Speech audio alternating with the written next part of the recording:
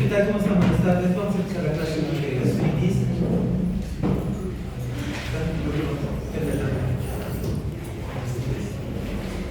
Ya, como sabrán, la gastritis, como los alumnos que hemos notado, es un término histopatológico. Su definición es histopatológica, o sea, no tiene un cuadro, un diagnóstico clínico. Son de acá. ¿Ah? Son de otro año.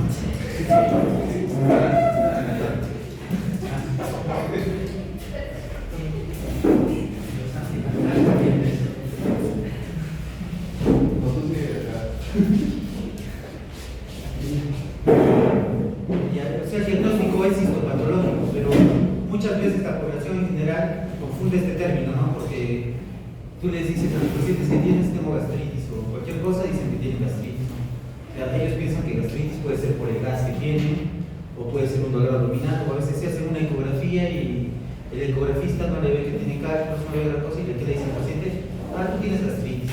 Entonces, gastritis es un término que está mal usado, ¿no? Tiene un mal uso porque no es un término clínico, sino es un término, una definición histopatológica que nos indica la inflamación, ¿no? El término clínico, el término adecuado es dispepsia. El término dispepsia es un síndrome que engloba principalmente dos tipos de síntomas, ¿no? La epigastralgia y las molestias postprandiales, el disconfort malestar postprandial. Eso es la dispepsia.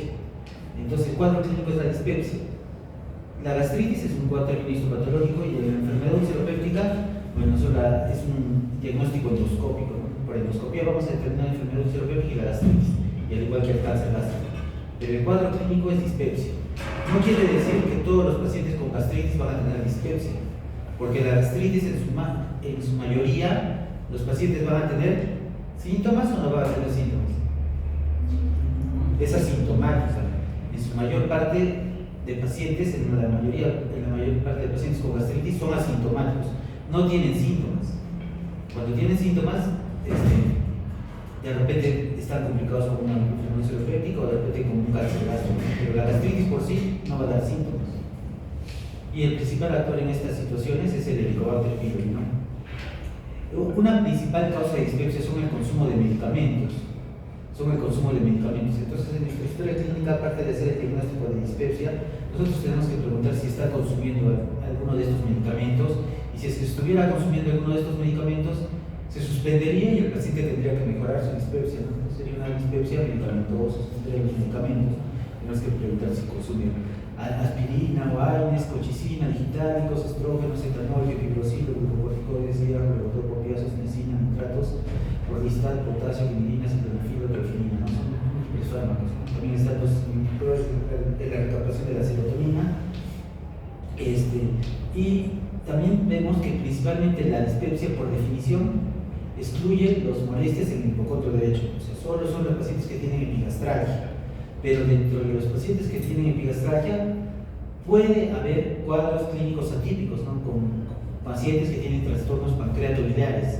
O sea, ¿qué quiere decir? Que puede ser un paciente que tenga dolor en el epigastro, pero es un cuadro clínico atípico de una colelitiasis, de una coledocolitiasis, de una disfunción del esfínter de Oddi o de una neoplasia pancreática o una pancreatitis crónica. Entonces, la dispepsia no solamente va a ser exclusiva de los trastornos del tubo digestivo alto, ¿no? Del estómago, del duodeno, sino también pueden ser de trastornos pancreatobiliares o también de trastornos sistémicos, ¿no? Pacientes con diabetes mellitus pueden venir con dispepsia, enfermedad tiroidea, hipertiroidismo, hiperparatiroidismo pueden venir con dispepsia.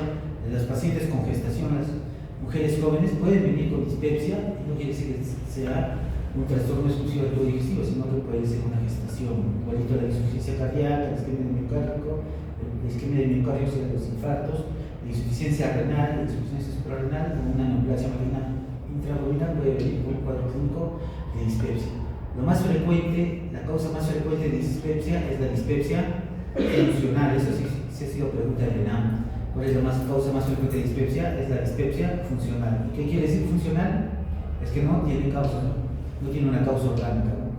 Igualito, otra causa de dispepsia puede ser el reflujo, la histopatia, las infecciones gástricas, decíamos que como los hongos, tuberculosis o sífilis, sobre todo en personas inmunocomprometidas, la intolerancia a alimentos, la isquemia gástrica, intestinal, la neoplasia gástrica esofágica, la parasitosis bien frecuente en nuestro medio, la diarrea, el síndrome de intestino irritable, se puede confundir con una dispepsia, la enfermedad de Crohn, gastroenteritis eosinofílica, sarcoidosis, amiloidosis, enfermedad péptica, el cólico gástrico, ¿no?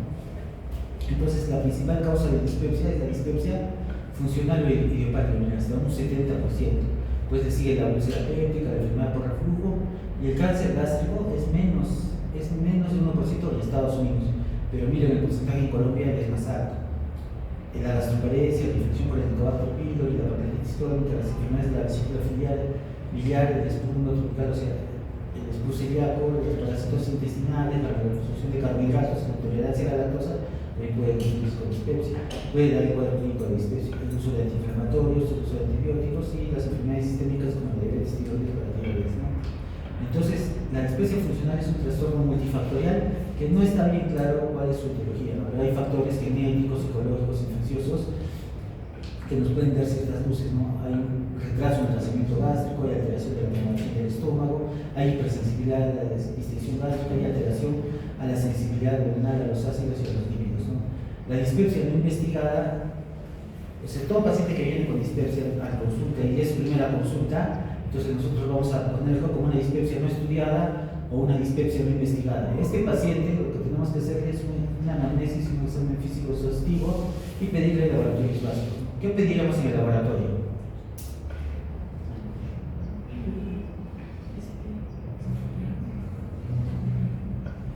Un examen sería a veces podría ser. Hemos visto que los parásitos, los parásitos son frecuentes, ¿no?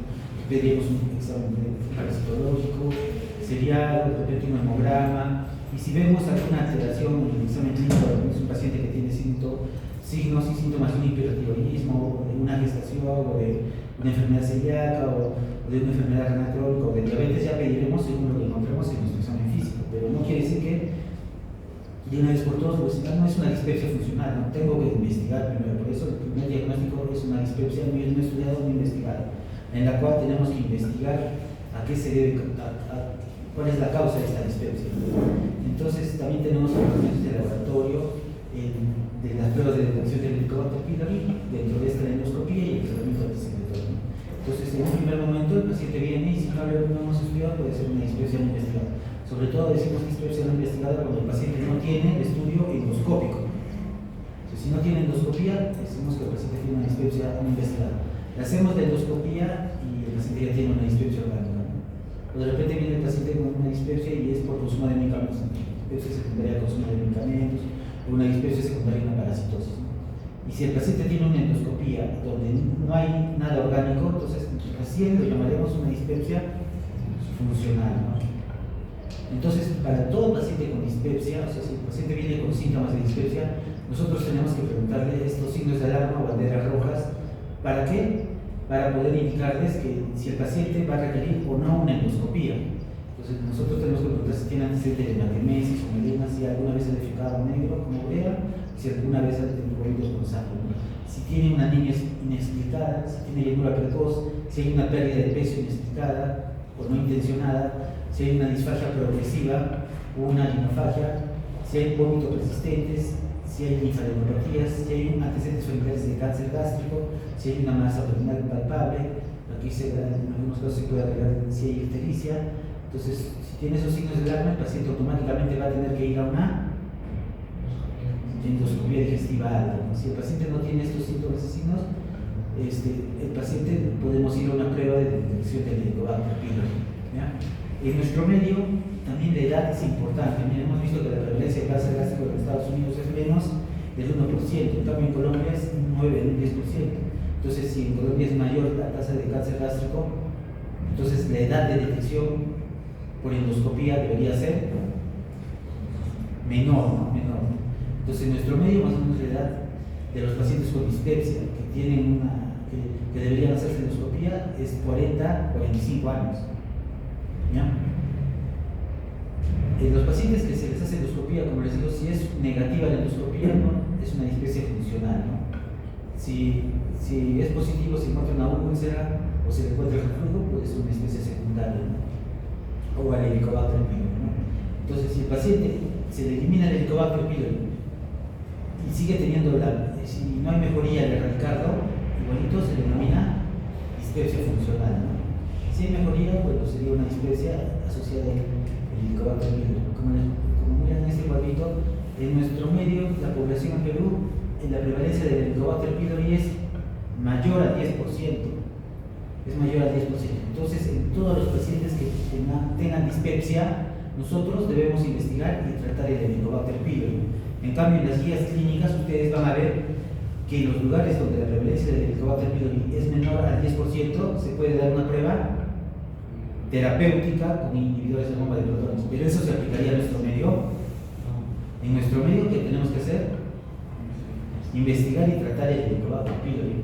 Porque en la mayor parte de guías de Estados Unidos y de Europa van a ver que hay prueba terapéutica. O sea, paciente con dispepsia, ¿qué le tenemos que dar? Pero en nuestro medio no pasa eso. Tenemos que investigar y tratar el Helicobacter pylori, ¿ya? Esto es para ver lo que es la dispepsia funcional. El tratamiento es según los síntomas que tiene. Si el paciente tiene bigastragia, el tratamiento se va a basar en inhibidores de bomba de protones. Si el paciente tiene molestias postprandiales, el tratamiento se va a basar en prokinéticos. Y si estos no funcionan, vamos a tener que dar antidepresivos, ¿no? Eso es en cuanto a dispepsia. Otra cosa diferente es lo que es la gastritis. La gastritis, como hemos visto, es la inflamación del estómago, puede ser crónica o aguda, de acuerdo al infiltrado que haya. Entonces, esta gastritis, la principal causa va a ser la infección por el Helicobacter pylori. Entonces, nosotros tenemos que tener presente la cascada de Correa en este modelo de carcinogénesis, ¿no? Entonces, en un epitelio normal va a iniciarse una gastritis superficial, va a haber atrofia, metaplasia, displasia y cáncer. Esa es la cascada de Correa. Entonces, en este andar, en esta cascada, en esta progresión que hay, no solo influye el Helicobacter pylori, sino también influye el ambiente, la microbiota que esté en el estómago, el tipo de respuesta inmune o la alteración en la respuesta inmune, factores ambientales como la preservación de los alimentos, la obesidad, la ingesta de sal, factores genéticos y factores epigenéticos, ¿no? Cuando se juntan todos estos factores, entonces va a haber una progresión y el paciente pueda tener cáncer, ¿no? Entonces ya está demostrado que el Helicobacter pylori es una causa de cáncer, ¿no? Y la progresión de la cascada de Correa es efectivamente nos va a indicar el riesgo de cáncer, ¿no? Los pacientes que tienen displasia lógicamente van a tener más riesgo de cáncer. Los que tienen displasia leve menos metaplasia, menos gastritis atrófica, los que solo tienen gastritis menos riesgo, ¿no? Entonces eso hay que saber. Entonces otra cosa que hay que saber es que cuando nosotros eliminamos el Helicobacter pylori, cuando la mucosa del estómago está sana o solo hay una gastritis superficial, la eficacia para que no haya progresión al cáncer gástrico es al 100%. Entonces nosotros, ¿en quiénes tenemos que eliminar el Helicobacter pylori? ¿En personas jóvenes o en personas mayores? ¿Ah? Jóvenes, por eso es que por eso es que nosotros en nuestro medio tenemos que investigar y tratar el Helicobacter pylori en toda la población que tiene dispepsia, independientemente de la edad que tenga.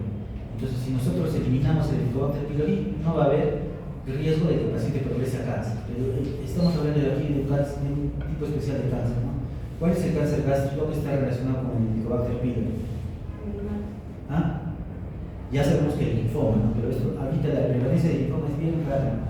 Es más, hay un cáncer más frecuente que está relacionado con el Helicobacter pylori.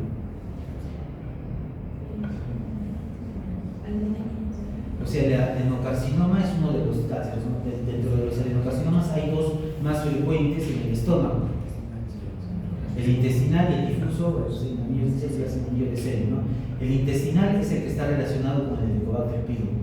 No quiere decir que el otro no sea un factor para que progrese el cáncer, también es un factor, pero el que está más relacionado es el tipo intestinal, ¿no? Entonces el Helicobacter pylori va a disminuir el riesgo de que va a eliminar el riesgo de que haya cáncer de tipo intestinal, porque el otro tiene un carácter hereditario, ¿no?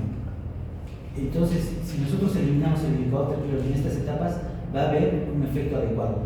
Pero si nosotros eliminamos cuando ya el paciente ya tiene atrofia o ya tiene metaplasia, es que ya empezó la cascada. Entonces la eficacia de la eliminación del Helicobacter pylori en cuanto a la prevención de cáncer gástrico va a ser menor, ¿no? Va a tener una menor eficacia. Eso hay que tenerlo en cuenta, ¿ya?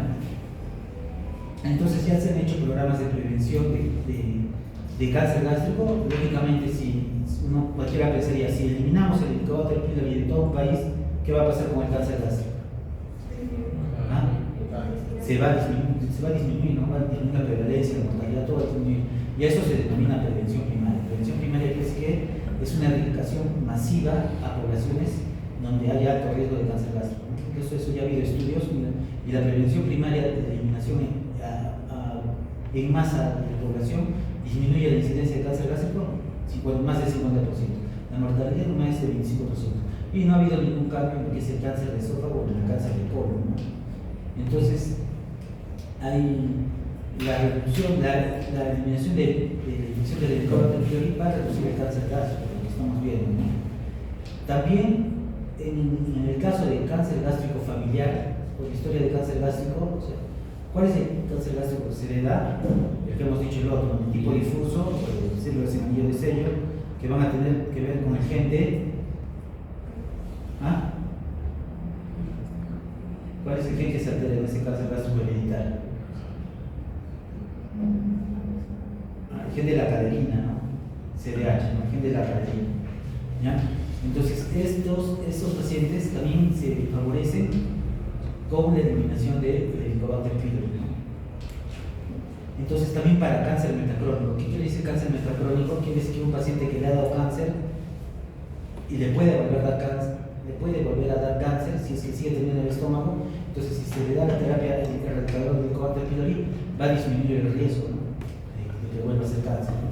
Igualito hay la quimioprevención en lesiones precancerosas, también hay, ¿no? En Colombia. Igualito, de acuerdo al Olga o al OLGIN. El Olga y el OLGIN son clasificaciones en lo que es atrofia y metaplasia intestinal en cuanto a la extensión, ¿no? Como vamos a ver la clasificación, el protocolo de Sydney para toma de biopsias nos dice que debemos tomar biopsias de ato y de otorrino. Eso vamos a ver más adelante. Entonces, lo que tenemos que ver aquí, ya sabemos que la gastritis crónica debemos erradicar el Helicobacter pylori antes de que avance la cascada, ¿no? Antes de que el paciente haga las lesiones premalignas. ¿Y cuáles son las lesiones premalignas que hemos visto? ¿Ah? La primera sería la atrofia y la metaplasia, ¿no? Displasia y la esclerosis. Su mismo nombre va a decir que ya está cerca del cáncer. Entonces tenemos que, en estos pacientes que encontremos atrofia y metaplasia, tenemos que enviarlos a una vigilancia, porque el riesgo de que hagan cáncer, a pesar de que no tengan el Helicobacter pylori, todavía hay un riesgo, sobre todo en los pacientes que tienen lesiones premalignas que estamos mencionando, ¿ya? Entonces, el enfoque actual es prevenir el cáncer gástrico. Entonces, sería erradicar el Helicobacter pylori y en los pacientes que ya tienen lesiones premalignas, estratificar el riesgo que van a tener para desarrollar el cáncer gástrico. El riesgo para estratificar el cáncer gástrico lo vamos a dar por la anatomía patológica, a través de las biopsias y viendo si el paciente tiene atrofia o metaplasia intestinal, o a través de endoscopios avanzados, ¿no? Con magnificación óptica y con cromoendoscopía. La cromoendoscopía son filtros de luz en las cuales van a detallar más la vasculatura de la mucosa y nos van a dar patrones que están relacionados con la atrofia y la metaplasia. Entonces, por ejemplo, vemos aquí, en las imágenes de arriba, vemos lo que es la luz blanca, endoscopios normales. Y aquí vemos la cromoendoscopía, ¿no? Está medio azul, medio oscuro, porque va a detallar más el patrón aquí, el patrón vascular y el patrón de la mucosa. Entonces vemos aquí una erosión, podría ser con fibrina en su interior, pero aquí a la cromoendoscopía vemos que hay un patrón medio velloso, ¿no? Y este patrón velloso que hay aquí corresponde a lo que es la metaplasia intestinal. Entonces, quiere decir que en el futuro seguramente ya no vamos a necesitar las biopsias para definir que haya metaplasia o no metaplasia o displasia. Entonces, de acuerdo a los hallazgos de metaplasia, atrofia, displasia, nosotros vamos a clasificar a la gastritis con esta clasificación de Olga. Es de acuerdo a la extensión. O sea, si es muy extenso, va a ser Olga 3-4. Si es una atrofia, una metaplasia que no está muy extendida, es un menor porcentaje, entonces va a ser Olga 0-1. Y en el medio, el Olga 2. Lo que todos han definido, en el Olga 3-4 debe haber una vigilancia en Chile cada año, en Colombia cada 2 años, en nuestro país también es cada año. Y en los pacientes que tienen Olga 2 todavía no está definido, pero los que tienen atrofia o metaplasia leve, solo quedaría observar, ¿no? Entonces igualito, esto es para ver los OLGA 3, 4 que están más relacionados con el cáncer gástrico, los casos más avanzados. Igualito aquí, los pacientes que tienen atrofia o metaplasia intestinal, ¿no? Con la atrofia severa, más riesgo de hacer cáncer gástrico. Todos los casos de atrofia 1.9 y en el caso de metaplasia es mayor el riesgo, 5.3. La metaplasia multifocal tanto en antro y en cuerpo 9.8 de riesgo, la atrofia severa en 10 y la displasia ya 23.85, más cercanos a lo que es el cáncer, ¿no? Entonces la importancia de conocer estas lesiones precursoras de cáncer gástrico es que nosotros tenemos que saber que estas lesiones se tienen que vigilar, tenemos que indicar la endoscopía, ¿no? El paciente no se puede perder, ¿no? Si ya le encontramos metaplasia, atrofia, pues ustedes como médicos de atención primaria tienen que saber que ese paciente tiene que volver para que se vuelva a hacer una endoscopía control por lo menos en 2 años, ¿no? Si es una metaplasia o una atrofia extensa, ¿no? Y si es una displasia, de repente en 6 meses, en 1 año, o de repente puede ser que sea tributario a una resección endoscópica de esa displasia, ¿no? de esa zona de displasia. Entonces todo eso se hace con la finalidad de detectar el cáncer gástrico temprano, ¿no? Si nosotros detectamos un cáncer gástrico temprano, este puede ser susceptible de un tratamiento endoscópico con una sobrevida de más del 90% y aparte de la sobrevida una calidad de vida, porque vamos a dejar que el paciente que se quede con su estómago, no va a ser sometido a una gastrectomía, porque en el caso del cáncer gástrico avanzado el paciente va a tener que ser sometido a una gastrectomía, una disminución de su calidad de vida y una sobrevida de menos de él. Entonces es importante nosotros vigilar estas lesiones para detectar un cáncer gástrico temprano. Entonces puede ser por biopsias o endoscopías. Ya mencionamos que solo en endoscopías la ventaja es que, por ejemplo, cuando tomamos biopsia el paciente viene a su endoscopía, pues tiene que volver a su cita para revisar el resultado de la biopsia, ¿no? Entonces son como 3 citas. En cambio, cuando es solo la endoscopía, en su misma endoscopía podemos definir cuál es el seguimiento que se va a dar, ¿no?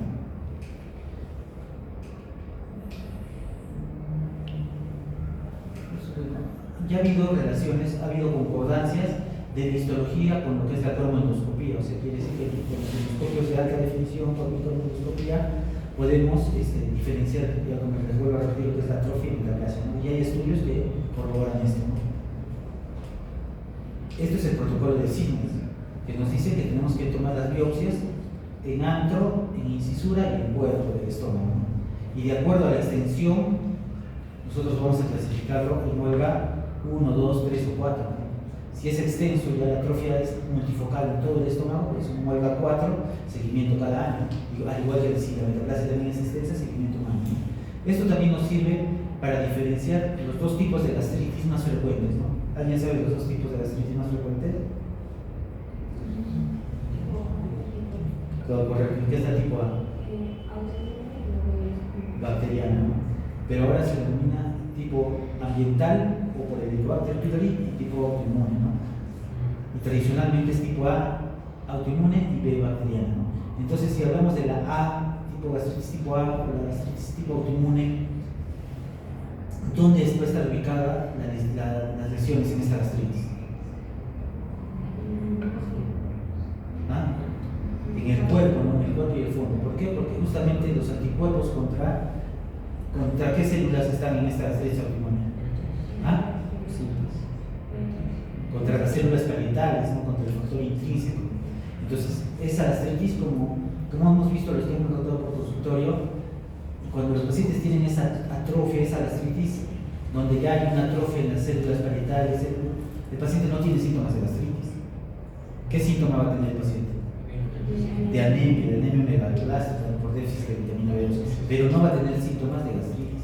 Entonces, a veces al revés, ¿no? En estos casos es al revés. El paciente no viene por gastritis, no viene por anemia megaloblástica y el médico de hematología o el médico de ustedes de atención primaria tendrían que referirlo a una endoscopía. ¿Por qué? Porque este paciente va a tener preatrofia, tiene atrofia, porque eso está haciendo anemia. Entonces, si tiene atrofia, ¿qué va a tener? Un riesgo mayor a cáncer. Entonces tenemos que vigilar, tenemos que hacer la endoscopía para vigilar cuál va a ser ese riesgo. ¿Ya? Entonces, si nosotros vemos este compromiso de atrofia, metaplasia, de inflamación, más en el cuerpo del estómago, vamos a hablar de una gastritis autoinmune. Pero si nosotros vemos este compromiso inflamatorio más en antro, vamos a hablar de la gastritis por Helicobacter pylori. Y esta gastritis por Helicobacter pylori tiene una característica que avanza de antro y se va a cuerpo. O sea, al final, de acuerdo a la edad del paciente o a la edad al tiempo de evolución de esta gastritis, va a ser una pangastritis, o sea que va a tomar todo el estómago. En cambio, la de autoinmune solo va a tomar el cuerpo y el fondo, ¿no? Entonces aquí vemos una muestra de biopsia. Podríamos decir que este es el epitelio normal del estómago, aquí en esta zona. Y miren esta zona, ¿qué sería una zona de? ¿Por qué? Porque no hay glándulas, no hay estas glándulas que hay aquí en el epitelio normal del estómago, aquí no hay glándulas, todo está atrófico, se ha borrado. Y aquí en esta zona hay metaplasia intestinal. Nos damos cuenta de la metaplasia por la presencia de las Goblet cells, ¿no? Que son células intestinales productoras de moco, como células vacías acá, ¿no? No sé si ven. Entonces esa es la metaplasia intestinal, ¿no? Entonces, según el porcentaje de esta metaplasia, podemos decir que aquí hay un 90% de atrofia y metaplasia, ¿no? Entonces, si el paciente tiene esto en todas sus muestras, va a ser un módulo 3 igual. Entonces, ya sabemos por todo esto que la erradicación del Helicobacter pylori va a prevenir la progresión del cáncer gástrico, porque es la importancia real de conocer esto de la gastritis, ¿no? Igual acá. Entonces, hay diversos. Antes, en el 2009 se decía que había beneficios de la erradicación del Helicobacter pylori: hematomas, úlceras gástricas, la gastritis crónica no avanzada, la trombocitopenia hepática. Y antes se decía que puede evitar el cáncer gástrico en el 2009, pero ahora ya sabemos que sí, la erradicación del Helicobacter pylori elimina el cáncer gástrico, ¿no? Entonces nosotros, para detectar el Helicobacter pylori, tenemos dos tipos de métodos, ¿no? Métodos invasivos, que van a ser a través de una endoscopía, y métodos no invasivos, que van a ser a través de test que pueden ayudarnos a detectar el Helicobacter pylori. El más frecuente de las pruebas no invasivas, ¿cuál es? El test del aliento, ¿no? El test del aliento. Entonces, el test del aliento consiste en darle carbono marcado, mínimamente radioactivo o radioactivo, en unas cápsulas. El paciente ingiere el carbono marcado. Este carbono, ¿a través de qué va a estar marcado? A través de urea. La urea tiene carbono. Entonces, ese carbono de la urea va a estar marcado. Entonces, el Helicobacter pylori, ¿qué va a hacer con la urea? ¿Qué tiene el Helicobacter pylori? ¿Ah? Ureasa. La ureasa la descompone en CO2 y amonio, ¿no? Para que aumente el pH, para que pueda vivir en un medio ácido. Entonces, ese CO2 que proviene de la urea marcada va a contener este carbono marcado. Y ese CO2 lo va a exhalar el paciente. Por eso es que el paciente exhala el CO2, y ese es el CO2 que nosotros vamos a detectar en el test del aliento. ¿Sí? ¿Sí comprenden, no? Ese es el test del aliento. Hay otras pruebas no invasivas que también es frecuente, es el test de detección de antígenos en heces, antígenos del Helicobacter pylori en heces, ¿no? Por un método de ELISA, con una maestría de heces, como hacer la prueba de embarazo, pero en heces se detecta el Helicobacter pylori, ¿no?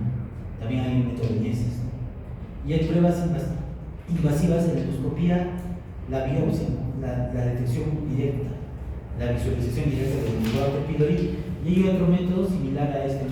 Como el Helicobacter tiene ureasa, nosotros metemos el pedacito de biopsia del estómago en un medio ácido marcado con un colorímetro especial que va a reaccionar al cambio de pH. Si hay el Helicobacter pylori en un medio ácido, ¿qué va a pasar con el pH de ese medio? ¿Ah? Se va a neutralizar, ¿no? Se va a elevar el pH. Entonces ese cambio de pH va a hacer que cambie el colorante, va a dar lugar a un cambio de coloración. Entonces es un método colorimétrico que también puede hacer, pero es síntomas de biopsia, es la prueba rápida para la detección del Helicobacter pylori. Entonces, como conclusión, nosotros tenemos que ver que el Helicobacter pylori debe ser detectado en todos los pacientes con gastritis, con dispepsia. De repente nosotros no vamos a diagnosticar la gastritis, vamos a ver, lo que diagnosticamos en la atención primaria es la dispepsia. ¿Ya? ¿ya? Este Helicobacter pylori, en el caso de la erradicación para el Helicobacter pylori, su erradicación es un poco difícil, porque mira, vive en un medio ácido, no vive en la célula, vive en la cara apical de estas células mucosas, en el moco, ¿no? En el moco vive, y provoca un cambio en la inflamación de estas células. Y lo principal en este caso es para ver cómo va a ser una adecuada eficacia antibiótica, ¿no? Entonces tenemos que saber que en la fase de crecimiento de estas bacterias tienen que ponerse, o sea, supongamos que las bacterias viven en el moco, ¿no? Y viven en un medio recontra ácido. Entonces todo su sistema metabólico de la bacteria, ¿a qué se va a dedicar? ¿A la producción de qué? De ureasa, porque es un medio ácido. Entonces, nosotros al darles los inhibidores de bomba de protones a estos pacientes que tienen el Helicobacter pylori, vamos a condicionar los inhibidores de bomba de protones. ¿Qué van a hacer? ¿Ah? Van a disminuir la producción de ácido. Entonces el pH va a ser normal. Y entonces el Helicobacter pylori va a necesitar fabricar más ureasa, o ya no va a necesitar fabricar tanto ureasa. Ya, entonces ese estrés que tenía por el ácido, por el pH, ya se va a reducir, y entonces esta bacteria se va a dedicar a qué? Va a entrar en una fase de proliferación, de replicación. Y como sabemos, determinados antibióticos actúan mejor en estas fases. Entonces por eso es que se da una supresión ácida. Se ha visto que la supresión ácida es importante. O sea, mientras más supresión ácida haya, más fácil va a ser erradicar el Helicobacter pylori. Entonces eso es importante que conozcamos, ¿no? Por eso en las terapias de erradicación se prefieren los inhibidores de bomba de protones a doble dosis, a 40 miligramos cada 12, o inclusive ahora ya han aparecido nuevos medicamentos para supresión ácida como los... ¿Ah? ¿Cómo? ¿Cómo combinados? No, hay otro. Los combinados, las fibras antes de los que tienen dos picos de acción.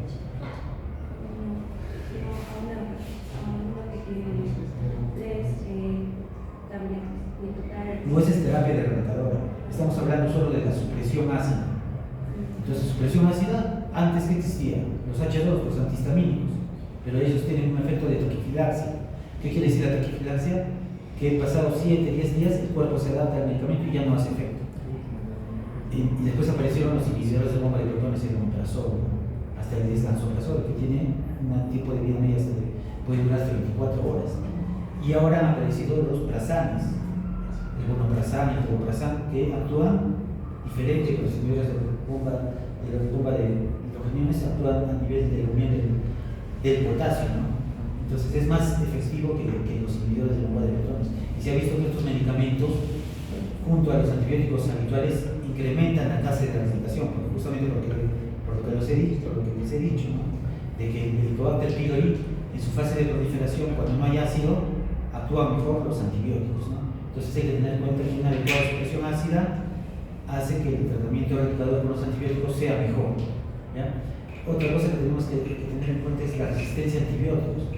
Tenemos que ver los perfiles de cada localidad en cuanto a resistencia a antibióticos. Entonces no vamos a estar dando, sabemos que en nuestra localidad hay alta resistencia a la claritromicina, le daremos claritromicina como terapia erradicadora, pero esos son temas locales, ¿no? Y también son temas personales. De repente el paciente ha estado recibiendo claritromicina anteriormente, le vamos a volver a dar ese antibiótico, ¿no? Entonces la medicina, como cada vez se está haciendo más personalizada, ¿no? Entonces tenemos que preguntar todas estas cosas, ver en qué ambiente está el paciente para indicar un adecuado antibiótico. Pero sí, lo de la supresión ácida es para todos los pacientes. Otro es la duración. El tratamiento mínimo debe durar 14 días. 14 días, y tiene que ser una combinación de antibióticos, de preferencia con el mismo tipo, ¿ya? Entonces, hasta aquí ha llegado la clase de gastritis. ¿Qué más les tenía que decir? En cuanto a lo que es la gastritis autoinmune, no hay un tratamiento. No hay tratamiento. Lo que hay que hacer en estos casos es o sea, es como que el paciente ya tuvo metaplasia, ya no se pudo erradicar el Helicobacter pylori, ya tiene metaplasia, ya tiene atrofia. ¿Qué tenemos que hacer en estos pacientes? ¿Ah? La vigilancia, tenemos que vigilarla. Igualito a los que tienen gastritis autoinmune, tenemos que vigilarlos. No le vamos a dar ningún tratamiento para su gastritis, pero tenemos que vigilarlos, ¿no? Y siempre recomendar los hábitos de vida saludables a todos los pacientes, ¿no? Hasta ahí hay preguntas.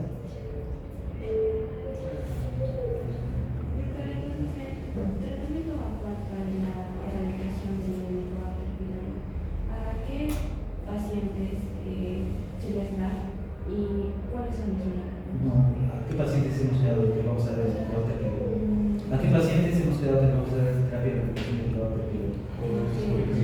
A todos los pacientes, o sea, ¿cuál es la conclusión? Encuentran el Helicobacter pylori y luego ya erradicar, no es como antes. Antes se decía solo a los que tienen úlceras, no, ahora es el Helicobacter pylori detectado, el Helicobacter pylori eliminado, y el tratamiento, como ya les he dicho, es personalizado, ¿no?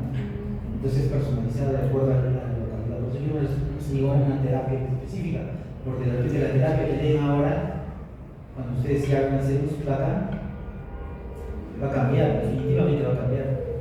La terapia cambia, los medicamentos avanzan, pero lo que tienen que tener en cuenta que sí tiene que haber una combinación de antibióticos, se puede alargar el infinito, la duración del tratamiento mínimo debe ser 14 días y debe haber una adecuada supresión ácida, ¿no?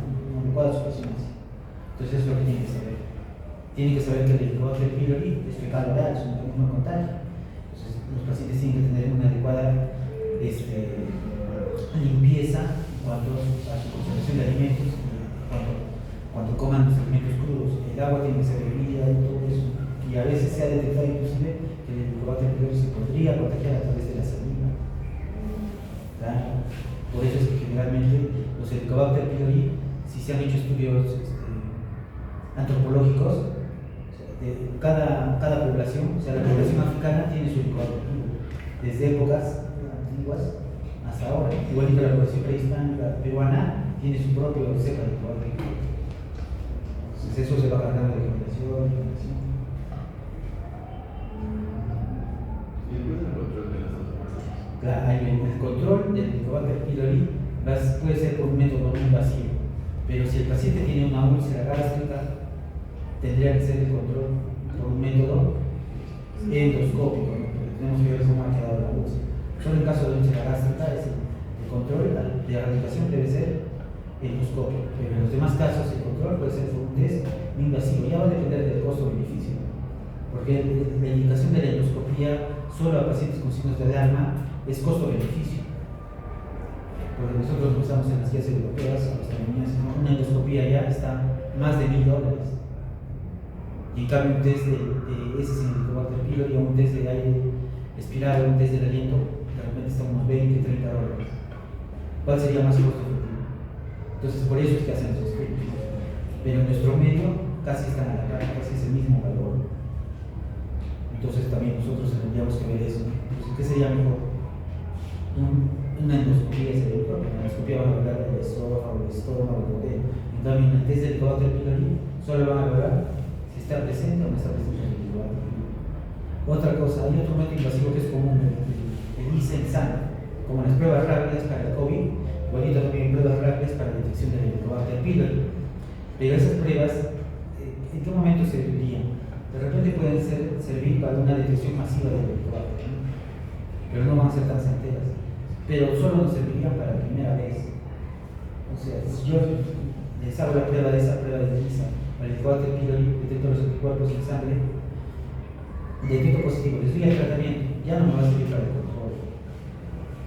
Solo va a servir para eso, no sirve para la primera vez, solo sirve para la primera vez para una detección masiva de un grupo, pero no sirve para controlar o ver la eliminación del Helicobacter pylori. Eso también tiene que estar claro, ¿verdad? ¿Hay más preguntas?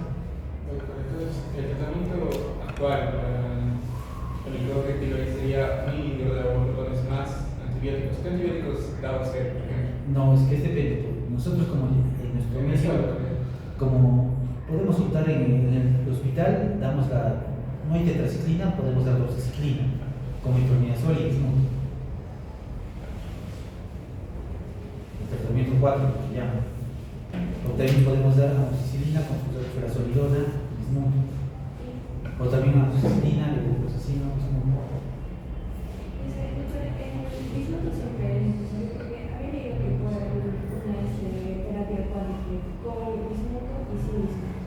Pero se ha visto que continúa el tipo. Sí.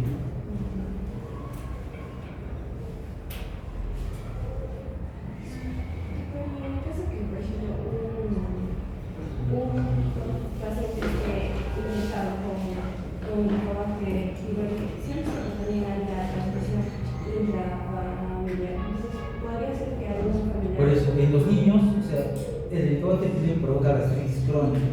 Entonces, esa gastritis crónica es un crónico que quiere decir, o sea, para que progrese de gastritis superficial a displasia, son 20, 30 años que tienen que pasar. O sea, ¿qué quiere decir? Si un niño se contagia con helicobacter pylori, puede estar tranquilo, no es necesario erradicarlo, a menos que el paciente tenga síntomas.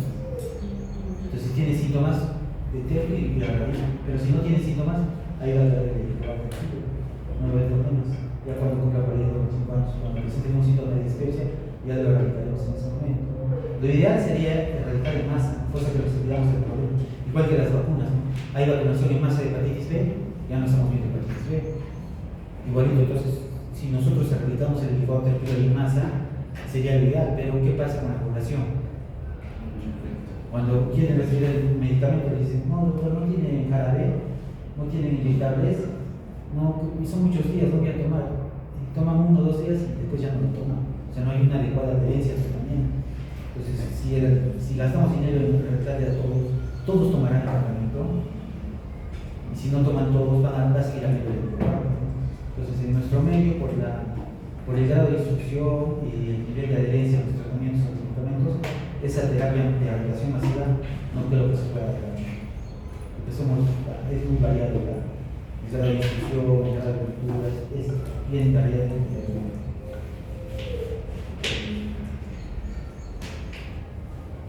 ¿No me preguntas?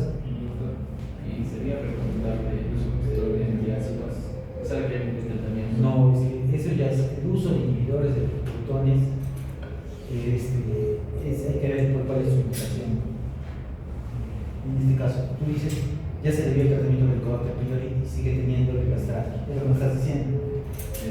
Digamos que sí. No, porque ya, hay un caso. Si el paciente se elimina el helicobacter pylori y ya no tiene dispepsia, era una dispepsia secundaria de infección por. Entonces, va a requerir más tratamiento. Ya, si el paciente se elimina el helicobacter pylori y persiste teniendo dispepsia, persiste teniendo gastratia, ¿a qué diagnóstico pasaría? No, una dispepsia funcional, ¿no? Entonces, si el diagnóstico es dispepsia funcional, sí está indicado darle inhibidor de protones crónicamente hasta que se minúsculos y así pueda, pero sí está indicado. Pero si el paciente no tiene dispepsia funcional, para qué les indican inhibidores no tiene sentido. Otra indicación de uso de inhibidores de bomba de protones prolongada es el reflujo gastroesofágico. Y después no hay más indicación. No sé si tiene así, si no me salió eso también. Si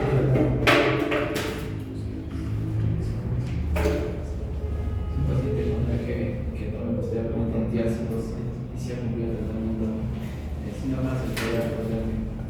No, normal es que están los inhibidores, si sigue teniendo síntomas de pirosis, pero ese es cierto, no vamos a hablar de eso, vamos a hablar de las dispepsias. Ya, ¿qué se está ahí ya?